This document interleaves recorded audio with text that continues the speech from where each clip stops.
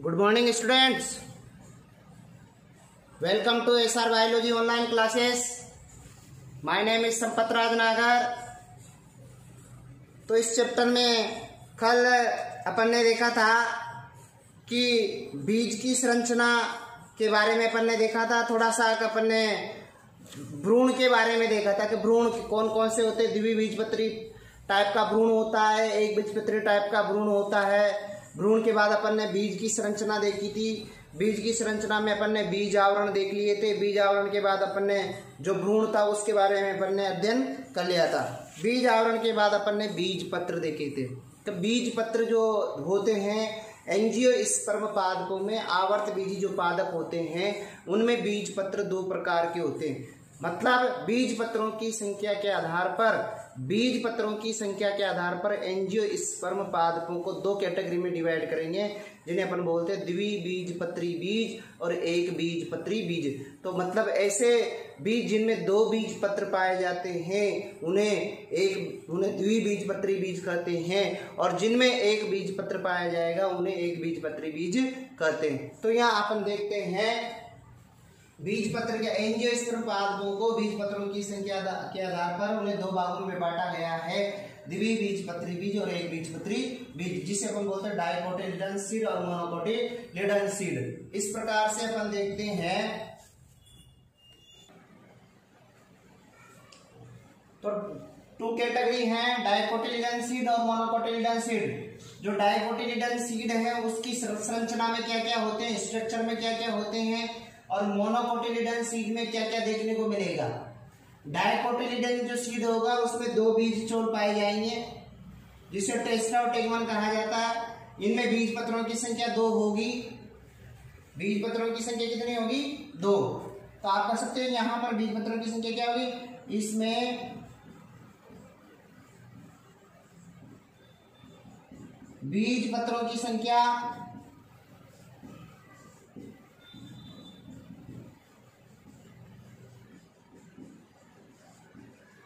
बीज पत्रों की संख्या दो होगी।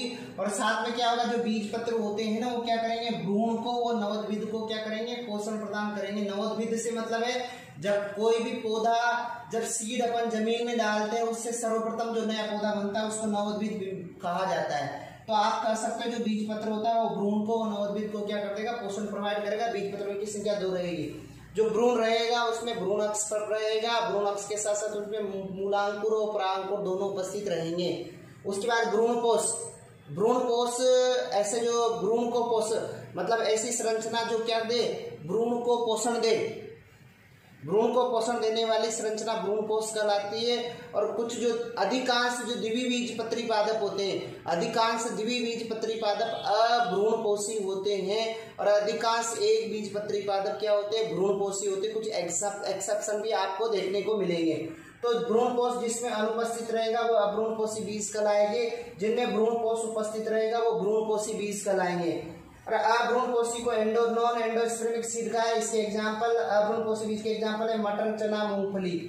और यहाँ पर जिसमें भ्रूणकोश उपस्थित होता है ऐसे बीज भ्रूणपोषी बीज कहलाते हैं, जिसमें अरंड हो जाएगा, सूरजमुखी हो जाएगा, गेहूं हो जाएगा, मक्का हो जाएगा। ये क्या हो जाएगा, एक प्रकार से आप फ्लो चार्ट है जिसमें आप डाइकोटिलिडन जो सीड होते हैं, जो डाइकोटिलिडन सीड होते हैं उनमें बीज चोल, बीज पत्र, भ्रूण और भ्रूणकोश ऐसी संरचना आपको देखने को मिलेगी। ठीक है। जो आपको मोनोकोटिलिडन से हैं, प्रारूपिक जो एक संरचना आप लोगे एक बीजपत्री की, एक प्रारूपिक एक बीजपत्री बीज के रूप में आप क्या लेते हो, मक्का लेते हो। और मक्का का अनुप्रस्थ अध्ययन किया जाता है तो उसमें ये संरचना देखने को मिलेगी। उसमें भी बीज पत्र देखने को मिलेगा, उसमें भ्रूण भी देखने को मिलेगा, भ्रूणपोष भी देखने को मिलेगा, और बीज पत्र भी और बीज चोल भी देखने को। यहाँ पर जो बीज चोल होगा वो सचोल भित्ति युक्त रहेगा, केवल एक बाह्य चोल पाया जाएगा, और ऐसा फल जो होगा ना वो कैरियोप्सिस फल पाया जाएगा। यहाँ पर के भ्रूण में वही मूलांकुर, परांकुर व भ्रूण अक्ष पाया जाएगा। भ्रूणपोष यहाँ पर उपस्थित रहेगा। क्या रहेगा, भ्रूणपोष उपस्थित रहेगा, जो भी स्टार्च के रूप में भोजन का संचय होगा। बीज पत्र क्या होता है, यहाँ पर एक बीज पत्र पाया जाएगा। उस एक बीज पत्र जो होगा वो ढाल रूपी होगा और उसको स्कूटेनम कहा जाता है। इस प्रकार से जो द्विबीजपत्री और एक बीजपत्री बीज में यहाँ पर आप उसकी संरचना का डिटेल थोड़ा सा संक्षिप्त में देख सकते हो। बीजों को भ्रूणपोष की उपस्थिति व अनुपस्थिति के आधार पर दो भागों में बांटा गया है। भ्रूणपोषी बीज और अभ्रूणपोषी बीज। तो आप डायरेक्ट बोल सकते हो भ्रूणपोषी बीज से मतलब ऐसे बीज जिनकी परिपक्व अवस्था में भ्रूणपोष पाया जाता है उन्हें भ्रूणपोषी बीज कहा जाता है। वे बीज जिनकी परिपक्व अवस्था में भ्रूणपोष नहीं पाया जाता अभ्रूणपोषी बीज कहलाता है। आप कह सकते हो जिनमें भ्रूणपोष पाया जाएगा तो वहां जब बीज भ्रूण का विकास होता है उस दौरान उस भ्रूणपोष का कुछ भाग शेष रह जाता है, उसे भ्रूणपोषी बीज कहा जाता है। और कुछ जो अभ्रूणपोषी बीज होते हैं उनमें भ्रूण के विकास के दौरान पूरा का पूरा भ्रूणपोष क्या हो जाता है, संग्रहित कर लिया जाता है।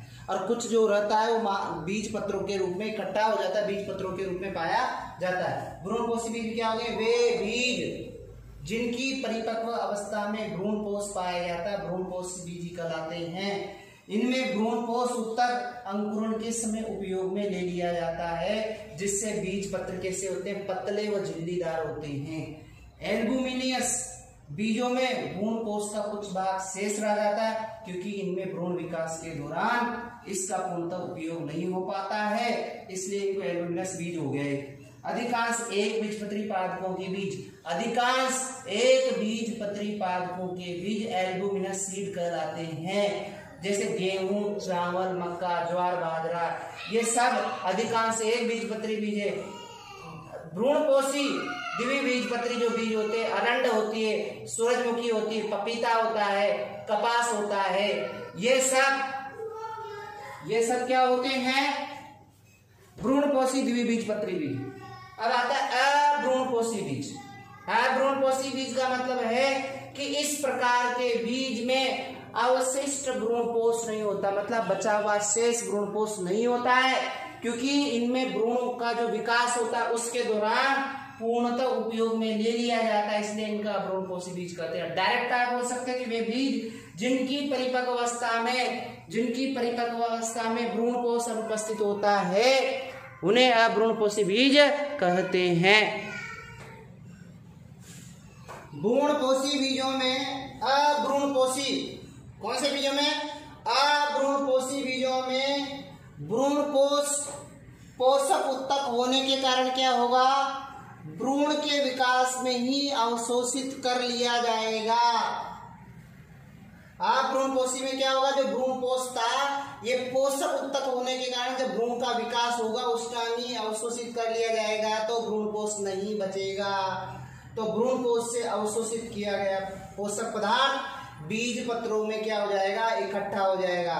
तो भ्रूणपोष से अवशोषित किया गया जो पोषक पदार्थ था वो कहाँ इकट्ठा हो जाएगा, बीज पत्रों में एकत्रित हो जाएगा, जिससे बीज पत्र कैसे हो जाएंगे, मोटे व मांसल हो जाएंगे। अधिकांश द्विबीजपत्री पादपों में अभ्रूणपोषी बीज पाया जाता है। केपसेला, सेब, मटर, खीरा, मूंगफली, चना, इमली आदि जितने भी अधिकांश द्विबीजपत्री पादप हैं उनमें क्या पाया जाएगा, अभ्रूणपोषी बीज पाया जाता है। कुछ एक बीजपत्री पादप है जिनमें भी अभ्रूणपोषी बीज पाया जाता है। पोथोस, वेलिसिनेरिया, एलिस्मा, जमीगंध में क्या पाया जाता है, अभ्रूणपोषी बीज के उदाहरण होते हैं। लेकिन अरंडी का जो बीज होता है वो द्विबीजपत्री बीज होता है, लेकिन इसमें क्या पाया जाता है, भ्रूणपोषी होता है। ये एक्सेप्शन है, अपवाद है। कभी कभी ये इंपॉर्टेंट है डेफिनेशन, कभी कभी कुछ पादपों के बीजों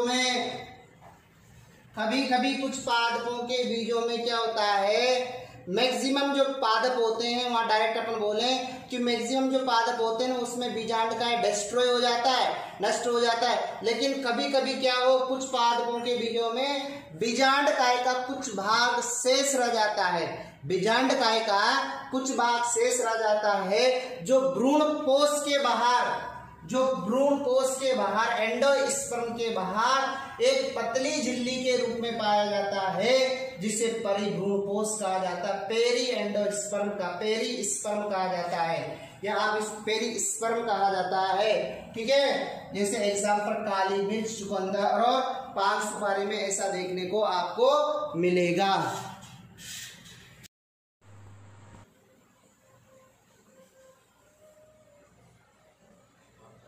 अपन बीज के डायग्राम देखते हैं, बीज की संरचना कौन कौन सी है। पहला डायग्राम है अरंड के बीज की बाह्य संरचना, और दूसरा बीज है अरंड के बीज की आंतरिक संरचना, और तीसरा है एक बीजपत्री जो बीज मक्का की बीज की संरचना। 3 डायग्राम है। अरंड के बीज एक तरह से भ्रूणपोषी बीज होता है। कौन सा बीज होता है? भ्रूणपोषी बीज होता है। उस भ्रूणपोषी बीज में नीचे कैरेंकर होता है, सीड कोट के आवरण के द्वारा घिरा रहता है। इसमें कोटिलिडन्स पाया जाता है, उसमें प्रोसीड्स और रूटी पाया जाता है। इस प्रकार ये केस्टर के बाह्य बीज की संरचना और ये आंतरिक संरचना, जिसमें बीज बाहर की ओर बीज आवरण दर्शा रखा है, अंदर की ओर भ्रूणकोश है, और ये पूरा का पूरा बीज पत्र है, जिसमें के नीचे की ओर क्या पाया जाता है? हाइपोकोटाइल पाया जाता है। क्या पाया जाता है? बीज पत्राधार पाया जाता है। इस प्रकार से अरंड के बीज की बाह्य संरचना है और ये आंतरिक संरचना है। और ये एक बीजपत्री बीज मक्का है, उसके बीज की आंतरिक संरचना है। बीज के सबसे बाहर की ओर फलभित्ति पाई जाती है, और उसमें बीज के अंदर की ओर क्या पाई जाती है? एलुरोन परत पाई जाती है। एलुरोन परत एक प्रकार की प्रोटीन परत होती है। एलुरोन परत क्या होती है? एक प्रकार की प्रोटीन परत पाई जाती है, जिसमें भ्रूणपोष पाया जाता है। एलुरोन परत क्या करती है? भ्रूणपोष को चारों ओर से घेरे रखती है, जिसमें कि स्टार्च संग्रहित भोजन के रूप में पाया जाता है। और नीचे की ओर एक ढाल के रूप में क्या पाया जाता है? बीज पत्र पाया जाता है। और उस बीज पत्र में क्या होता है? नीचे की ओर तो मूलांकुर चोल और मूलांकुर पाए जाते हैं, और ऊपर की ओर परांकुर चोल और परांकुर पाया जाता है, जो कि एक भ्रूण अक्ष का निर्माण करेगा। ये बीज की संरचना से संबंधित डायग्राम दे रखे हैं। अगला पॉइंट स्टार्ट होता है बीज प्रसुप्ति। बीज प्रसुप्ति से मतलब है, जैसे ही बीज अपन ने पहले बुआई की, बुआई करने के बाद अंकुरण हुआ, अंकुरण होने के बाद परिपक्व हुआ, परिपक्व होने के बाद वापस बीज ड्राई हुआ, बीजों की वापस फसल से कटाई हुई, कटाई होने के बाद बीज सूख गया। अब बीज जैसे सूखेगा तो बीज में जल की कमी होगी, उसमें अंकुरण की क्षमता, उसमें पाए जाने वाले जो एंजाइम है वो निष्क्रिय हो जाएगा। जितने भी एंजाइम निष्क्रिय हो जाएंगे, साथ पोषक तत्व इनएक्टिव हो जाएंगे, सब निष्क्रिय अवस्था में चले जाएंगे, जल की कमी हो जाएगी। जिससे क्या होगा? बीज वापस, बीज अंकुरण, जैसे बीज ड्राई हुआ प्रसुप्त अवस्था से लेकर वापस अंकुरण के बीच का जो टाइम पीरियड होता है, वो उसका बीज प्रसुप्ति कहलाता है। भाई वो बीज कितने वर्षों तक अंकुरित होने की क्षमता रखता है, कितने साल के बाद वो अंकुरित हो सकता है। तो बीजों में प्रसुप्ति को होना सबसे प्रमुख गुण है, मतलब होना जरूरी है। यदि बीज में प्रसुप्ति नहीं होगी तो जैसा बीज अपन ने बीज जैसे कटाई करी, फसल की कटाई करने के बाद अपन को बीज मिला, वो तुरंत उग जाएगा, तो अपन फिर उसको आगे यूज नहीं कर सकते, इसलिए उसमें प्रसुप्ति होना जरूरी है। तो इसी गुण के कारण क्या है? बीज हमेशा बहुत सारे वर्षों तक रहते हैं, खराब नहीं होते, जननक्षम रहते हैं, मतलब फर्टाइल रहते हैं, उग सकते हैं। बीजों का प्रजनन किस किस के माध्यम से हो सकता है? जल के द्वारा हो सकता है, पक्षी के द्वारा हो सकता है, वायु के द्वारा हो सकता है, एक स्थान से दूसरे स्थान पर इनके माध्यम से जा सकता है। अधिकांश बीज प्रकीर्णित हो जाएगा, एक जगह से दूसरी जगह चले जाएगा, लेकिन जब अंकुरित तब होगा जब वो कुछ टाइम बाद उसका अंकुरण का पीरियड आएगा या कुछ अनुकूल वातावरण मिलेगा, तभी वो अंकुरित होगा। खेतों में बीज पड़ा रह जाएगा, लेकिन अंकुरण का टाइम आएगा, उसको अनुकूल कंडीशन मिलेगी, तभी वो अंकुरित होगा, ऐसे अंकुरित नहीं होगा, ऐसे तो पड़ा रहेगा। बीजों के परिपक्व होने से अंकुरित होने तक का, बीज जैसे परिपक्व होगा, परिपक्व होने से अंकुरित होने तक का समय बीज प्रसुप्ति काल कहलाता है। दूसरी कंडीशन है, जब बीज आंतरिक कारणों से अनुकूल वातावरण में अंकुरित नहीं हो पाए तो इसे बीज प्रसुप्ति कहा जाता है। बीजों की प्रसुप्त अवस्था को पौधों की प्रतिकूल परिस्थितियों को सहन करने में सहायक होती है।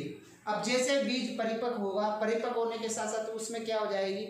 जल की कमी हो जाएगी, जल की कमी होगी तो उसके साथ साथ जो उपापचय क्रियाएं होती है वो धीमी पड़ जाएगी। साथ क्या होगा, एंजाइम निष्क्रिय हो जाएंगे और भ्रूण भी निष्क्रिय अवस्था में चले जाएगा। तो इस पूरी टोटल कंडीशन को अपन क्या बोलते हैं, प्रसुप्ति कहा जाता है। तो ये प्रसुप्ति, ये वाली परिभाषा आप याद कर सकते हो, इसको इंपॉर्टेंट लगा लेना।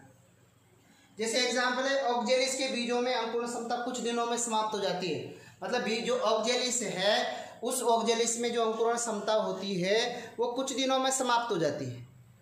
लेकिन जो टाइफोलियम है, टाइफोलियम में जो अंकुरण क्षमता होती है ना, वो 100 वर्षों तक होती है।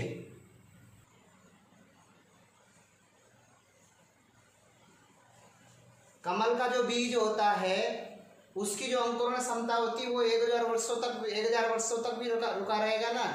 1000 वर्ष तक भी उसको नहीं उगाएंगे तब तक उसकी बीज के अंकुरण की क्षमता रह सकती है। जो खजूर होता है उसके बीज की अंकुरण क्षमता 2000 वर्षों तक है। मतलब उसके बीज को 2000 वर्षों तक भी रखा जाए तो उसको बीज को वापस लगाया जाए तब भी वो अंकुरित हो सकता है। खजूर का जो वैज्ञानिक नाम है वो फोएनिक्स डैक्टाइलिफेरा है। क्या है, फोएनिक्स डैक्टाइलिफेरा है। इसे मृत सागर के किंग हेरोड महल की पुरातत्विक खुदाई के दौरान खोजा गया था। एक प्राचीन बीज है ल्यूपाइन, जो इसको टुंड्रा प्रदेश है वहाँ खनन के दौरान इसको खोजा गया। ल्यूपाइन का जो वैज्ञानिक नाम है ल्यूपिनस आर्कटिकस है। इसकी जो अंकुरण क्षमता है, जो प्रसुप्ति, वो 10,000 वर्ष की है। 10,000 वर्ष की प्रसुप्ति के बाद ये अंकुरित हुआ और पुष्पन दर्शाया इसने। बीजों को पानी में डालेंगे तो उनका अंकुरण आसानी से हो जाएगा, क्योंकि उनमें उपस्थित जो भी एंजाइम था वो सक्रिय हो जाएगा। मक्का के बीज में पाया जाने वाला जो स्कुटेलम होता है उसको क्या बोला जाता है, प्रसल्क कहा जाता है। ये भ्रूण की रक्षा करता है। इस प्रकार इस चैप्टर का 1 या 2 लेक्चर और हो सकते हैं, या एक ही लेक्चर में आपका चैप्टर खत्म हो जाएगा। लगभग चैप्टर एंडिंग पर चल रहा है। तो इस वीडियो को लाइक कीजिए, सब्सक्राइब कीजिए और ज़्यादा से ज़्यादा शेयर कीजिए, जिससे कि ज़्यादा से ज़्यादा बच्चों को फ़ायदा हो सके। Thank you.